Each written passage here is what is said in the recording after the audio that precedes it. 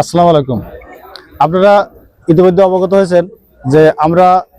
Police line থেকে একটা বড় পুলিশের বাহিনী নিয়ে এবং আমার থানা পুলিশ ক্যাম্প তদন্ত ফাঁড়ির পুলিশ সদস্যদেরকে নিয়ে আমরা পলাশবাড়ি ইউনিয়নের কালীশঙ্করপুর, বেথুড়ি, চর বলরামপুর, দেউলি, ঝামা এলাকায় দেশীয় অস্ত্র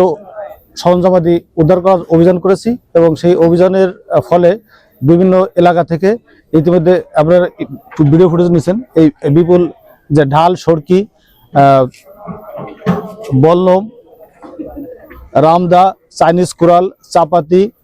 হাসুয়া এগুলো উদ্ধার করেছি এবং এই উদ্ধার প্রক্রিয়া একটা চলমান প্রক্রিয়া। আমাদের এই থানা এলাকাতে এই অভিযান পরিচালনা করার আগে আমাদের মাগুরা জেলার শালিকা, শ্রীপুর এবং সদরে সর্বশেষ গতকাল সদরে এই অভিযান পরিচালিত হয়েছে এবং সদরে গতকাল বিপুল পরিমাণের এই দেশীয় অস্ত্র, ঢাল, সরকি উদ্ধার করা হয়েছে।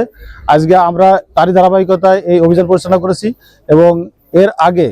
আমাদের বেথুড়ি এবং চর বলরামপুর, দেউলি, চরকালীশঙ্কর এলাকায় বিভিন্ন ছোটখাটো বিষয় নিয়ে এদের সামাজিক দলের পরিচয়ে বিভিন্ন ছোট ছোট ক্ষুদ্র ক্ষুদ্র বিষয় নিয়ে তুচ্ছ ঘটনাকে কেন্দ্র করে তারা বিভিন্ন সময়ে দাঙ্গা, হাঙ্গামা, সহিংসতা এবং নানা ধরনের খুন জখমের ঘটনা সংঘটন করেছে এবং এনে এলাকায় অস্থিরতা এবং নানাবিধ সমস্যার সৃষ্টি হয়েছে। এই সমস্যার প্রেক্ষিতে এলাকার শান্তি শৃঙ্খলা বজায় রাখার জন্য